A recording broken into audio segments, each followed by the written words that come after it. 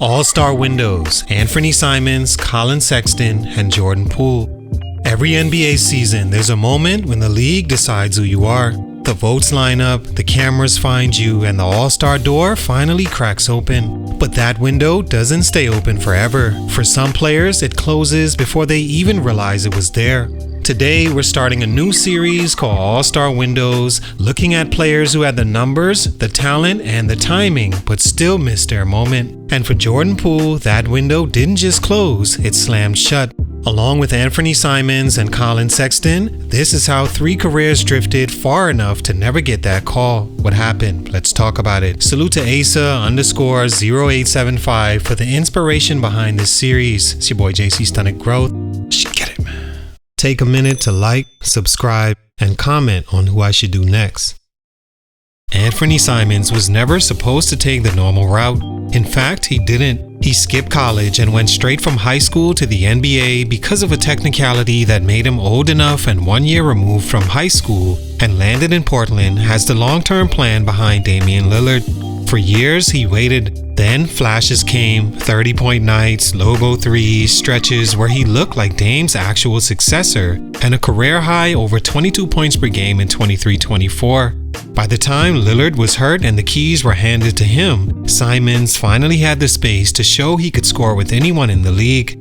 Collin Sexton, on the other hand, came in with a different energy. He was relentless in high school and at Alabama, played with a chip on his shoulder, and carried the same aggression into Cleveland. By year 3, he was averaging 24 a night, blowing past defenders, and looked like one of the fastest and most competitive guards in the league. The numbers said breakout, the age said breakout. Everything said the window was opening until 2 important things happened and it was closed. And lastly, Jordan Poole's rise was the loudest. Late first-round pick, G League assignment, then suddenly he's cooking in the playoffs, helping win a championship, and playing with the confidence of someone who knew he belonged.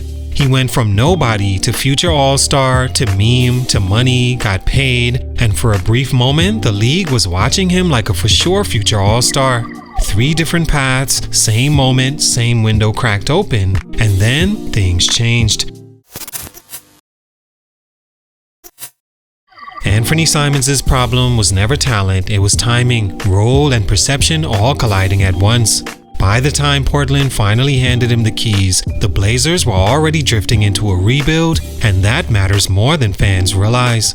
All-star votes don't go to guards leading 30-win teams, especially when their numbers feel disconnected from winning. Simons was putting up 20-plus points a night, shooting from deep, having explosive scoring nights, but the league wasn't paying attention anymore. The stage was gone. Before that, he spent years in Damian Lillard's shadow, too talented to be a role player, but never fully allowed to be the guy. His biggest moments came when Dame was injured, which made every breakout feel temporary instead of permanent.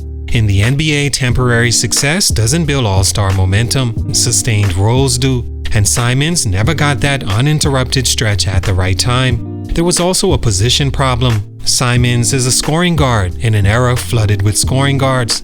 Every season, the list was longer. Bigger guards, two-way guards, or guards with narrative. Even when his efficiency was strong and his shooting was elite, the perception never shifted. He became good stats, bad team before he ever became next up. Once that label sticks, it's almost impossible to shake. But the moment the door truly slammed shut came with the trade to Boston. On the Celtics, Simons isn't a focal point. He's the third option between Jason Tatum and Jaylen Brown, 2 stars in their prime on a team that's been there since day one. The ball isn't in his hands the same way, the offense isn't built around him, and the freedom that once fueled his numbers is gone, and that's the critical part. This is supposed to be the prime of his career, the years when guards usually make their all-star push.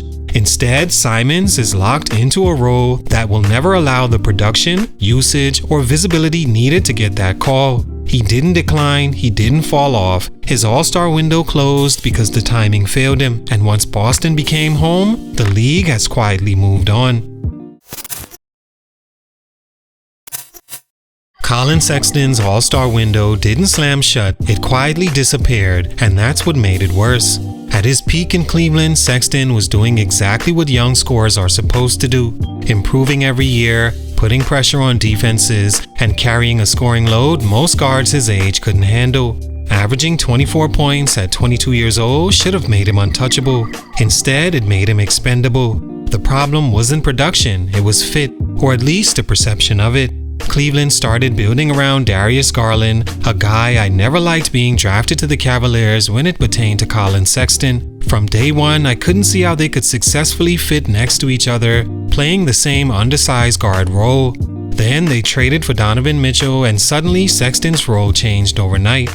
He went from future face of the franchise to awkward piece in the middle. Once that happens, the league stops viewing you as next up and starts viewing you as movable. Not to mention the injury, the kind that kills momentum even when it doesn't kill talent.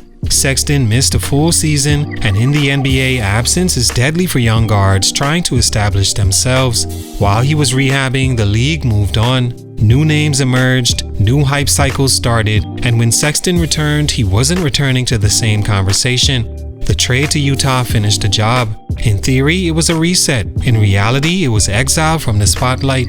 Utah wasn't a national team anymore, and Sexton wasn't a featured star. He became a combo guard trying to prove himself all over again, but without the attention that once followed him. Even when he scored efficiently, even when he closed games, the narrative had already flipped. Undersized, score first, hard to build around. And once that label sticks, all-star talks end. Sexton didn't fall off, he didn't lose his speed or aggression, he just lost his place in the league story, and that matters more than numbers ever will.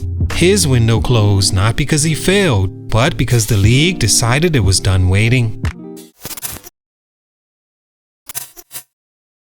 Jordan Poole's All-Star window closing should really be studied. Unlike the other guys mentioned, where circumstance played a huge role in their shutdown, Poole brought his on himself. From day one, you could tell he struggled with maturity and an identity crisis. Not only was his game not ready, but mentally he wasn't either. He came into the league as a jokester, a prankster, someone who didn't take himself seriously in a league that demands it. The talent was there, but the focus wasn't. Then he found success in Golden State, and that changed everything. The playoff run, the ring, the confidence, it all came fast, too fast. Poole started seeing himself as an equal to Steph, Clay, and especially Draymond, and that's where the line got crossed. Trash talk turned into tension, tension turned into a punch, and that punch turned him into a meme in front of the entire world. It followed him everywhere, to the point 5-year-old kids were asking him about it as clearly a joke to them. How did you feel when Draymond punched? The moment he should have been leveling up, the league stopped taking him seriously. What's crazy is even after all that, he still had a chance to be a superstar. When he got traded to Washington, the slate was clean. Kevin Garnett was even predicting MVP conversations, and the keys were handed to him. He had the green light, the ball, the freedom, everything scorers dream about, and he still fumbled it because once again, he wasn't physically ready for the responsibility, and mentally, he wasn't ready for the weight of being the guy. Bad habits followed him, the efficiency dropped, and the leadership never showed up. He was then traded, now he's in his prime and coming off the bench, not because he can't score, but because teams don't trust him to steer the ship. In New Orleans, he's fighting for minutes behind a young guard the Pelicans clearly believe in JxmyHighroller, a player already seen as at least on Poole's level, if not higher. That tells you everything. Jordan Poole's All-Star window didn't close because of bad luck, it closed because when the window came, he wasn't ready to grow up. Now he's declining drastically, just entering his prime. All in all, it's not like these guys are missing meals. They're still in the NBA, they still get to play the game we all love for an extreme living, and they're still all in their 20s about to hit their prime. But the truth is, the NBA doesn't wait. Windows don't stay open because you're talented or because you're young or because you had an opportunity before. At some point, that window can close. For Simons, Poole, and Sexton, that window came and that window closed, all for these reasons. May it be circumstance, may it be maturity issues, and that's the part every young player has to pay attention to. When your window opens, be ready to sprint through it because that window may never open again. Salute, much respect, but for these reasons, these guys' NBA All-Star window closed.